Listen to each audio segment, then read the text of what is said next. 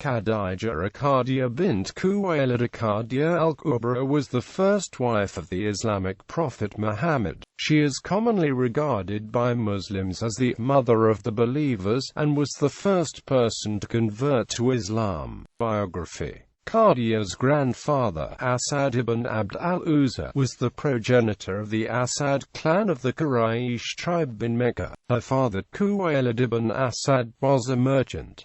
According to some traditions, he died c. 585 in the sacrilegious war, but according to others, he was still alive when Khadija married Muhammad in 595. His sister, Habib bint Asad, was the matrilineal great-grandmother of Muhammad. Khadija's mother, Fatima bint Zuraida, who died around 575, was a member of the Amir ibn Lu'ay clan of the Quraysh and a third cousin of Muhammad's mother. Khadija married 3 times and had children from all her marriages. While the order of her marriages is debated, it is generally believed that she first married Abu Hala Malik ibn Nabash ibn Zarara ibn at-Tamimi, and second Atiq ibn Aidh ibn Abdullah al-Makhzumi. To her first husband she bore 2 sons, who were both given what were usually feminine names, Hala and Hind. He died before his business became a success.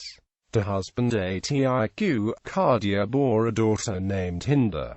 This marriage also left Khadija as a widow. Khadija became a very successful merchant. It is said that when the Quraysh's trade caravans gathered to embark upon the summer journey to Syria, a winter journey to Yemen, Khadija's caravan equaled the caravans of all other traders of the Quraysh put together. She was known by the names Amir al-Quraysh, al-Tahira, and Khadija al-Kubra. It is said that she fed and clothed the poor, assisted her relatives financially, and provided marriage portions for poor relations. Khadija was said to have neither believed in nor worshipped idols, which was atypical for pre-Islamic Arabian culture. According to other sources, however, she kept an idol of al-Uzza in her house. Khadija did not travel with her trade caravans. She employed others to trade on her behalf for a commission. In 595, Khadija needed an agent for a transaction in Syria.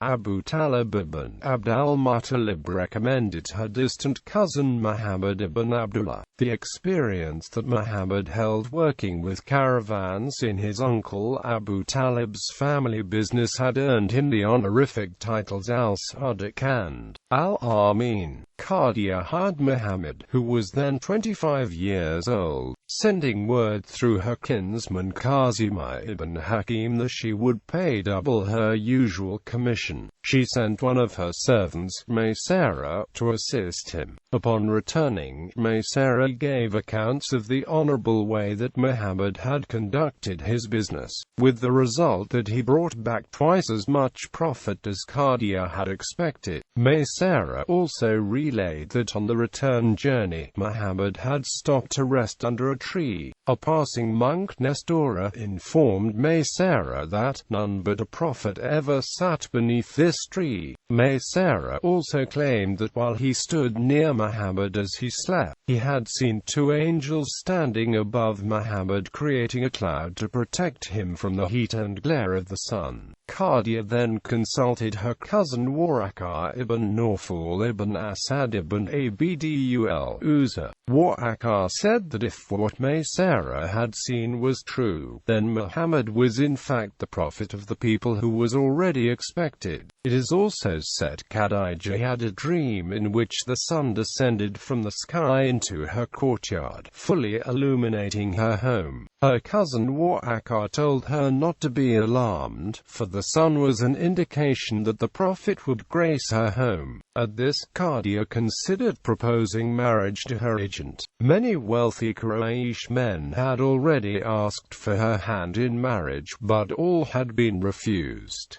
Marriage to Muhammad. Khadija entrusted a friend named Nafisa to approach Muhammad and ask if he would consider marrying. At first Muhammad was hesitant because he had no money to support a wife. Nafisa then asked if he would consider marriage to a woman who had the means to provide for herself. Muhammad agreed to meet with Khadija, and after this meeting they consulted the respective uncles. The uncles agreed to the marriage, and Muhammad's uncles accompanied him to make a formal proposal to Khadija. It is disputed whether it was only Hamza ibn Abdul Muttalib or only Abu Talib or both who accompanied Muhammad on this errand. Khadija's uncle accepted the proposal, and the marriage took place. Muhammad and Khadija were married monogamously for 25 years. This monogamous marriage contrasts with Muhammad's later practice of polygyny after Khadija's death. Muhammad's youngest wife, Aisha, was to be jealous of the affection and loyalty that Muhammad maintained for Khadija even after her death. Children. Muhammad and Khadija had 6 children. The first son was Kashim, who died before his 2nd birthday. Khadija then gave birth to the daughters Zainab, Ruqayya, Kulthum and Fatima, and lastly to the son Abdallah. Abdallah was known as at-Tayyib and at-Tahir because he was born after Muhammad declared himself a prophet. Abdullah also died in childhood. 2 other children also lived in Khadija's household. One was Ali ibn Abi Talib, the son of Muhammad's uncle, whom Muhammad raised as his own when Abu Talib was under financial hardship. The second was Zayd ibn Haritha, a boy from the Udhra tribe who had been kidnapped and sold into slavery. Zayd was a slave in Khadija's household for several years, until his father came to Mecca to bring him home. Muhammad said Zayd should be given a choice about where he lived. Zayd decided to remain with Khadija and Muhammad, after which Muhammad legally adopted Zayd as his own son.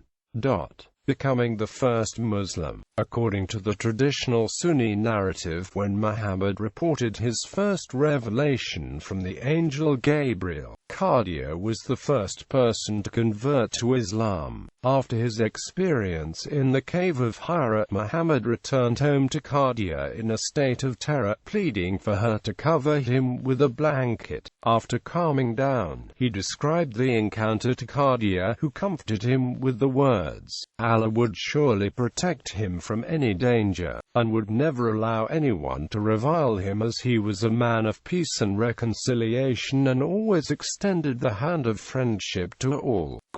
According to some sources, it was Khadija's cousin, Waraqah ibn Nawfal, who confirmed Muhammad's prophethood soon afterwards. Jafar ibn Afif is quoted saying that he once came, during the period of Jahiliyyah, to Mecca to be hosted by Abbas ibn Abd al-Muttalib, one of Muhammad's uncles mentioned above. When the sun started rising, he said, "I saw a man who came out of a place not far from us, faced the Kaaba and started performing his prayers. He hardly started before being joined by a young boy who stood on his right side, then by a woman who stood behind them. When he bowed down, the young boy and the woman bowed, and when he stood up straight, they, too, did likewise. When he prostrated, they, too, prostrated."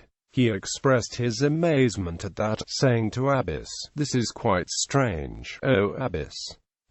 "Is it really?" retorted al-Abbas. "Do you know who he is?" Abi asked his guest, who answered in the negative. "He is Muhammad ibn Abdullah, my nephew." "Do you know who the young boy is?" asked he again. "No, indeed," answered the guest. "He is Ali's son of Abu Talib." "Do you know who the woman is?" The answer came again in the negative, to which Abbas said, "She is Khadija bint Khuwaylid, my nephew's wife." This incident is included in the books of both Ahmad ibn Hanbal and al-Tirmidhi, each detailing it in his own Sahih. Khadija was supportive of Muhammad's prophetic mission, always helping in his work, proclaiming his message and belittling any opposition to his prophecies. It was her encouragement that helped Muhammad believe in his mission and spread Islam. Khadija also invested her wealth in the mission. When the polytheists and aristocrats of the Quraysh harassed the Muslims, she used her money to ransom Muslim slaves and feed the Muslim community. In 616, the Quraysh declared a trade boycott against the Hashim clan. They attacked, imprisoned and beat the Muslims, who sometimes went for days without food or drink. Some died and others became ill. Khadija continued to maintain the community until the boycott was lifted in late 619 or early 620. Death. Khadija died in Ramadan of the year 10 after the prophethood, i.e. in April or May 620 CE. Muhammad later called this 10th year the year of sorrow, as his uncle and protector Abu Talib also died at this time. Khadija is said to have been about 65 years old at the time of her death. She was buried in Jannat al-Mu'alla Cemetery in Mecca, Saudi Arabia. In the years immediately following Khadija's death, Muhammad faced persecution from opponents of his message and also from some who originally followed him but had now turned back. Hostile tribes ridiculed and stoned him. Relatives. Sons Abdullah ibn Attika probably died in infancy. Hala ibn Abi Hala probably died before 610. Hind ibn Abi Hala died after 656. Kashim ibn Muhammad died in 605 CE, before his second birthday. Abdallah ibn Muhammad died in childhood in 615 CE. Daughters Zainab, Ruqayya, Kulthum, Fatima. Although it is sometimes asserted that she was born during the first year of Muhammad's mission, she had to by name the mother of her father, as she took over caring for her father and being a support to her father once her mother died. She married Ali, who became the fourth caliph in 656. Ali and Fatima moved to a small village in Goba after the marriage, but later moved back to Medina to live next door to Muhammad. Muhammad forbade Ali to take additional wives because what caused pain to his daughter grieved him as well. Fatima died a few months after her father died. All of Muhammad's surviving descendants are by Fatima's children. Muhammad loved her two sons Hassan and Hussein, who would continue his heritage. Sunni Muslims believe that all four of Khadija's daughters were born to Muhammad.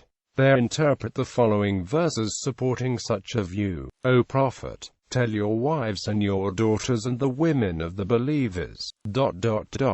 Sunni view. The Sunni scholar Yusuf ibn Abdalbar says, his children born of Khadija are four daughters. There is no difference of opinion about that.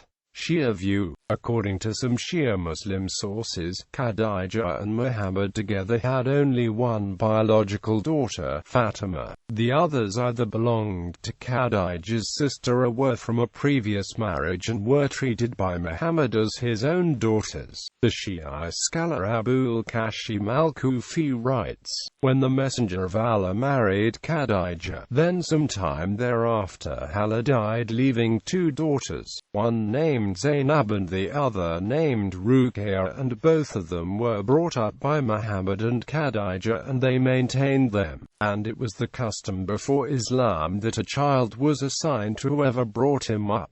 Hind bint Atiq. She married her paternal cousin, Safi ibn Umayyah, and they had one son, Muhammad ibn Safi.